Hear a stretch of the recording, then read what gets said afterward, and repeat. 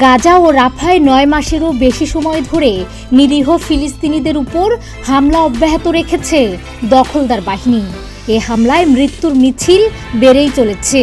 তারপরও আন্তর্জাতিক সব চাপ উপেক্ষা করেই হামলা চালাচ্ছেন ইসরায়েলের প্রধানমন্ত্রী বেনিয়ামিন নেতানিয়াহু। এতে বাস্তুচ্যুত হয়েছে লাখো লাখো ফিলিস্তিনি। ফিলিস্তিনের অবরুদ্ধ গাজায় ইসরায়েলি আগ্রাসনের পর থেকে এখন পর্যন্ত প্রতি ১০ জনের ৯ জনই বাস্তুচ্যুত, এমন ধারণা জাতিসংঘের। বৃহস্পতিবার বার্তা সংস্থা এএফপির বরাত দিয়ে এক প্রতিবেদনে এ তথ্য নিশ্চিত করেছে এনডিটিভি। ওসিএইচএ প্রধান আন্দ্রেয়া ডি ডোমেনিকো বলেন, গাজায় প্রায় ১৯ লাখ মানুষ বাস্তুচ্যুত হয়েছে বলে ধারণা করা হচ্ছে। এদিকে গেল কয়েকদিন ধরে ইসরায়েল ও হিজবুল্লাহর মধ্যে হামলা পাল্টা হামলার ঘটনায় লেবাননে উত্তেজনা বেড়েই চলেছে। দুপক্ষের যুদ্ধ বেঁধে যায় কিনা এ আশঙ্কায় বিশ্ব নেতারা।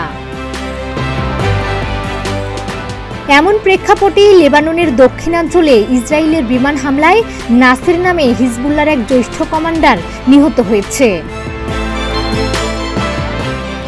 আইডিএফ বলছে, হিজবুল্লাহর আজিজ ইউনিটের নেতৃত্বে ছিলেন নাসের। ইউনিটটি দক্ষিণ পশ্চিম লেবানন থেকে রকেট হামলা চালানোর জন্য দায়ী। নাসের বিপুল সংখ্যক সন্ত্রাসী হামলা চালিয়েছেন বলেও দাবি করেছে ইসরায়েল। তবে কমান্ডার হত্যার প্রতিশোধ নিতে মরিয়া হিজবুল্লাহ। এরই মধ্যে ইসরায়েলের সামরিক ঘাঁটিগুলোয় ১০০ রকেট ও ক্ষেপণাস্ত্র নিক্ষেপ করেছে তারা। যদিও এ হামলায় হতাহতের কোনো ঘটনা ঘটেনি, এ তথ্য নিশ্চিত করেছে আল জাজিরা। তালেব সামি আবদুল্লাহকে হত্যার পর নাসের ছিলেন ইসরায়েলি হামলার শিকার হিজবুল্লাহর সবচেয়ে জ্যেষ্ঠ নেতা। গত মাসে সামি আবদুল্লাহ নিহত হন।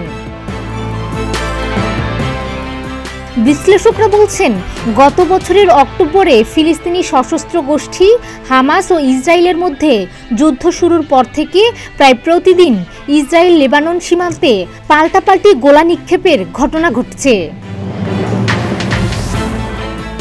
তবে শুরুতে হিজবুল্লাহর হামলার তীব্রতা কম থাকলেও গত কয়েক মাসে তা বেড়েছে। এমন প্রেক্ষাপটে হিজবুল্লাহর সঙ্গে পূর্ণমাত্রার যুদ্ধের হুমকি দিয়েছে ইসরায়েল, পাল্টা হুমকি দিয়েছে হিজবুল্লাহ। এমন অবস্থায় হামাস ইসরায়েল যুদ্ধ যদি লেবানন পর্যন্ত গড়ায়, তাহলে এটি নিয়ন্ত্রণের বাইরে চলে যাবে। এদিকে লেবাননে হামলা হলে ইসরায়েলকে পাল্টা জবাব দেবে ইরাকি যোদ্ধারা। ইরাকের ইসলামী প্রতিরোধ গোষ্ঠী বলেছেন, লেবাননে ইসরায়েলি পূর্ণমাত্রার সামরিক আগ্রাসন শুরু করলে তার জবাব দেবেন তারা।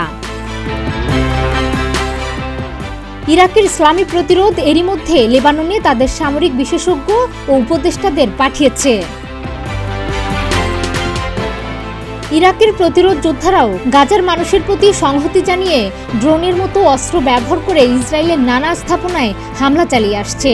গত মঙ্গলবারও ইয়েমেনের হুতি বিদ্রোহীদের সাথে যৌথভাবে ইরাকি প্রতিরোধ যোদ্ধারা হাইফার ইসরায়েলের গুরুত্বপূর্ণ স্থাপনায় হামলা চালানোর দাবি করেছে।